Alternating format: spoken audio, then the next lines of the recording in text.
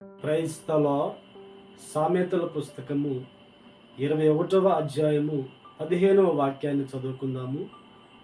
న్యాయమైన క్రియలు చేయుట నీతిమంతునికి సంతోషకరము, పాపము చేయు వారికి అది భయంకరము. ప్రియ దేవుని బిడ్డలారా, యేసుక్రీస్తు రక్తం చేత కడగబడి ఆయనను వెంబడిస్తున్న మనమంతా కూడా నీతిమంతులము.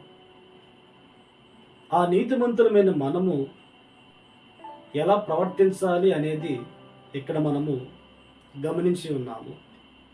నీతిమంతులైన వారికి ఏది సంతోషకరంగా ఉంటుందో మనము చదివి ఉన్నాము.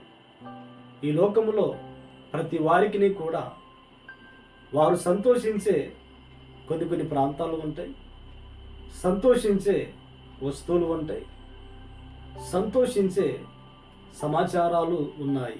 అయితే నీతిమంతులైన వాడు దేనిని బట్టి సంతోషిస్తాడు?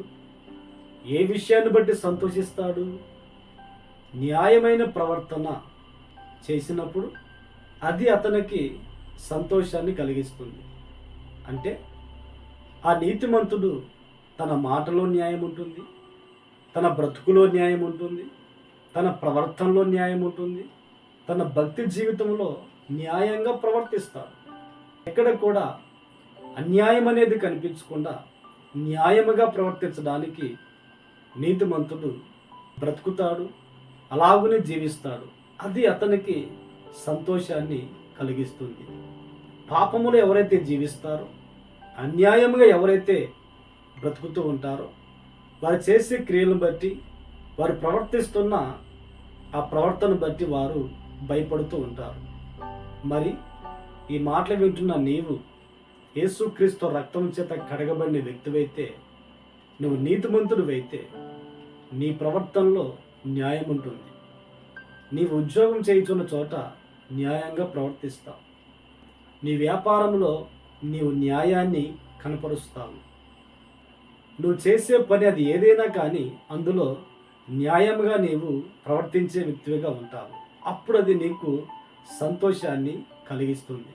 మనం ఆరాధించే ప్రభుని యేసుక్రీస్తు ఆయన న్యాయవంతుడు. నోటి మాటలో కానీ, ప్రవర్తనలో కానీ, ప్రతి విషయంలో కూడా ఆయన న్యాయముగా బ్రతికాడు కనుక ఆయన్ని వెంబడిస్తున్న మనము ప్రతి విషయంలో న్యాయంగా మనం ప్రవర్తించే వారముగా ఉండాలి.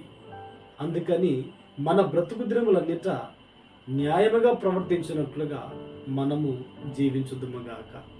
దేవుడట్టి కృప ఈ దినమందు మనకి అనుగ్రహించునుగాక.